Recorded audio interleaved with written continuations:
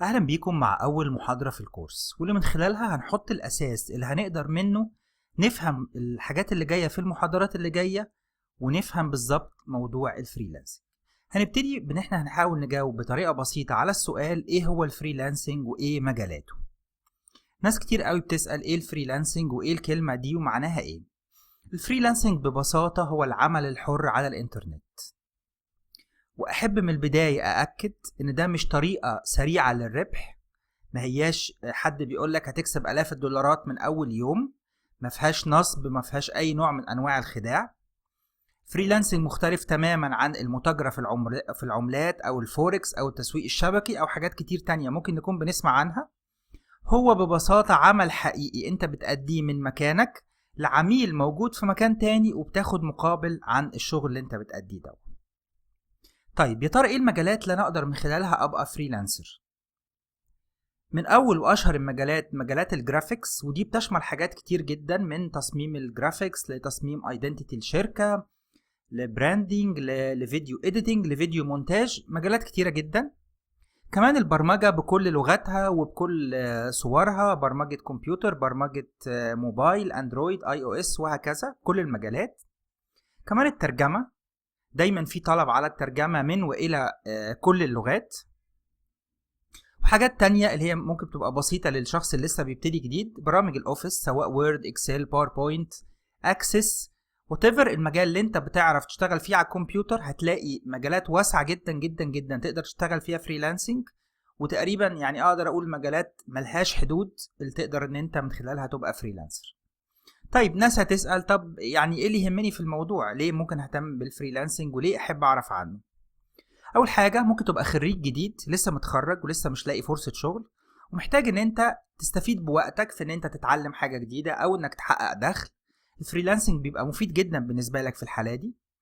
او ممكن تكوني ست بيت، عندك وقت فراغ كبير، ما بتقدريش ان انت تخرجي لان عندك اطفال او عندك التزامات. تقدري ان انت توفقي انك تشتغلي فريلانسنج من البيت، وتقدري ان انت تحققي ذاتك وتحققي كمان دخل مناسب ليكي من خلال شغلك من البيت. ممكن تكون بتشتغل وعندك شغلانه اوريدي، لكن محتاج ان انت تحسن دخلك، او محتاج ان انت تدور على مجالات تانية تشتغل فيها. الفريلانسنج برضو بيكون مناسب قوي ليك. طيب هل الفريلانسنج ده كله حاجه واحده؟ هل هو كله نوع واحد او شكل واحد؟ الحقيقه لا. فريلانسنج بيدخل تحته او بينطبق عليه انواع واشكال كتير. اول حاجه منها، وده اللي احنا هنتكلم عليه في الكورس ده بالتفصيل، هي اسمها مواقع الخدمات او سيرفيس سايتس، ودي هناخد ليها كنموذج موقع فايفر وهنتكلم عنه بالتفاصيل. في صور تانية ودي يعني بنغطيها في كورسات تانية متعمقة ومتفصلة اكتر. موقع اسمها المشاريع او بيدنج سايتس، ودي فكرتها ببساطة ان العميل بيعرض مشروعه وانت بتقدم على المشروع دوت، بتعمل زي عطاء او تقديم على المشروع، وبتحاول انك تقنع العميل بان هو يختارك علشان تعمل له الشغل بتاعه، وبتتفاهم معاه بقى في التكلفة بتاعة المشروع والوقت المناسب ليه وهكذا. في نوع تاني اللي هو كونتست سايتس او موقع المسابقات، ودي برضو قصة تاني وموضوع تاني كامل، برضو بنغطيه في كورسات تانية. المسابقات دي طريقة من طرق، ودي يعني مشهورة اكتر في حاجات التصميم، زي ديزاين لموقع او لوجو او اي حاجة فيها تصميم، تبقى المسابقات مشهورة فيها. وفي ناس بتفضل ان هي تشتغل مع العملاء مباشرة بدون ما يبقى في موقع وسيط في النص. دي يمكن محتاجة يعني توصل لها قدام شوية بعد ما تبقى خدت خبرة بالمواقع، لان المواقع دي بتديك مميزات كتير، بتديك نوع من الحماية وبتديك ضمان وبتسهل عليك الموضوع.